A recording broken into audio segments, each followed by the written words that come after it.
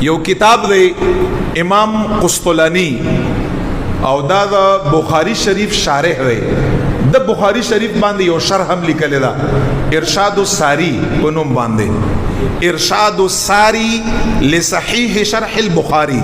او دا لیکون کړه امام قسطلانی احمد بن محمد القسطلانی مړ دی په 923 هجری کې نن 400 کاله مخکې دا د جلال الدین سیوطی شاګرد دی امام قسطلانی او د امام سخاوی سے شاګرد دی لوی استادان یری 75 بار یا 72 بار جلال الدین سیوطی حضور علیہ السلام کرامتن سر پستر کو باندې لیدل دا دغه شاګرد امام قسطلانی شارح بخاری او دیو کتاب دی مواهب اللدنیہ امام قسطلانی سیب کتاب دی دا کومه خبره چې زار ته بیانوم مواهب کې دا خبره لیکلی امام قسطلانی او دو ویلی دی په مواهب کې ویلی وی چې دا خبره شیخ عبدالله بهجت النفوس کې لیکلی دا امام ابن سبعه شفاء الصدور کې لیکلی دا توثیق لپاره دو ویلی چې دا ډیرو خلکو دا خبره لیکل دا کوم چې زار ته بیانوم وی چې کله الہ العالمین د محمد مصطفی صلی الله علیه وسلم د تخلیق او د آمد او د پیدائش اراده وکړه امام قسطلانی فرمایي وی چې جبرئیل علیه الصلاۃ والسلام مبارک ته الله جل جلاله حکم وکړ چې لاړ شه پزمکه کې د زمکه نه چې په ټول زمکه کې بهتر ځای دی چې هغه نه بهتر ځای نشتا لاړ شه د هغې ځای نه د رسول الله مبارک د بدن خاوره راوړه امام قسطلانی سے لیکي چې فهبط جبريل علیہ الصلوۃ والسلام مبارک راکوز شو فی ملائکۃ الفردوس والملائکۃ الرفیع الاعلى جبريل علیہ الصلوۃ والسلام راکوز شو اسمانونا د جنت الفردوس فرشتے هم ځان سره راوسته او د رفیع الاعلى چې په اسمانونو کې د فرشتو یو اوچت ځای دی د جنت الفردوس عام جنت نه اغي فرشتي د رفیع الاعلى فرشتي جبريل علیہ السلام مبارک لاندې ځان سره راکوزي کړي کله چې راکوزي شوي جبريل علیہ الصلوۃ والسلام مبارک خاور رواخش تکم زینا من موضع قبره الشریف صلی الله علیه وسلم د نبی علیہ الصلوۃ والسلام مبارک د قبر اطهر چې په کوم ځای کې رہی کنه دینه د خاور مبارک رواخش او تاسو ته پته ده دې ځای ته سویل کېږي قلب الارض د هر شي زړی کنه هر شي زړی د قران زړه یاسین دی زما استاد زړه دغه یو ټوکړه ده د زمکه زړه څه شای دی د حضور علی السلام د قبر ځای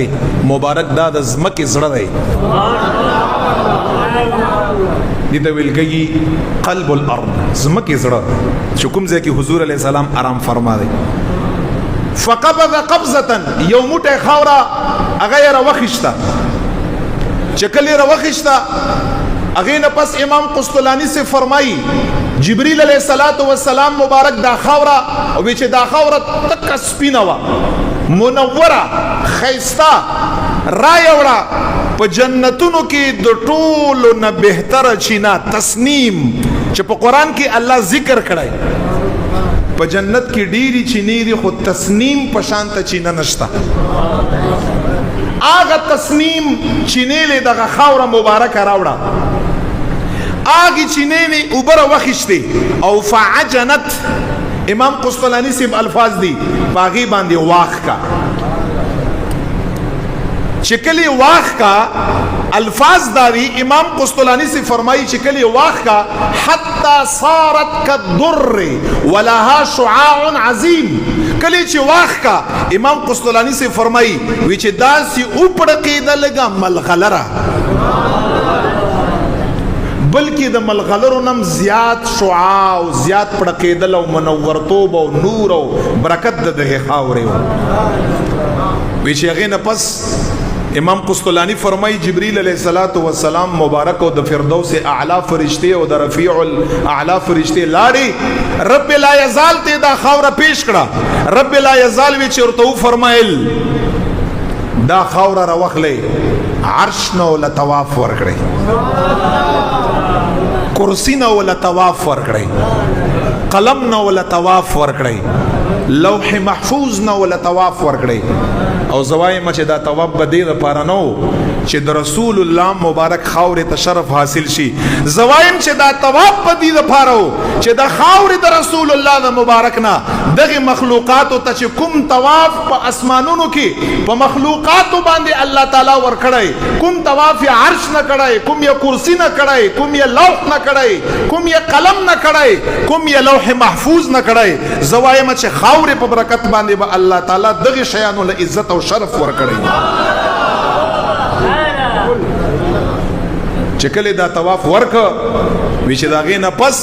امام قسطلانی فرمایي چې د زمکه ټول خلقو ته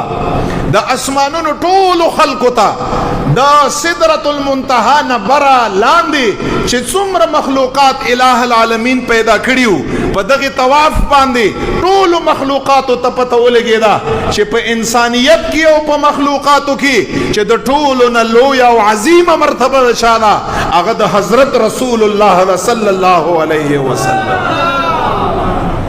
ټولو ته دا پته ولګیدا دغه طواف نه چې ټولو نه عظیمه مرتبه ده چاله، عظمت والا مرتبه ده چاله، مقام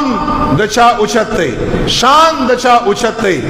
ټول مخلوقاتو د اسمانونو د سدرۃ المنتهى نه برا لاندې زمکا ټولو ته پته ولګیدا که چا شان او عظمت دی په ټول مخلوقاتو او انسانیت کې هغه شان او عظمت زما او ستا خوب پیغمبر حضرت رسول الله دی صلی الله علیه و آله وسلم.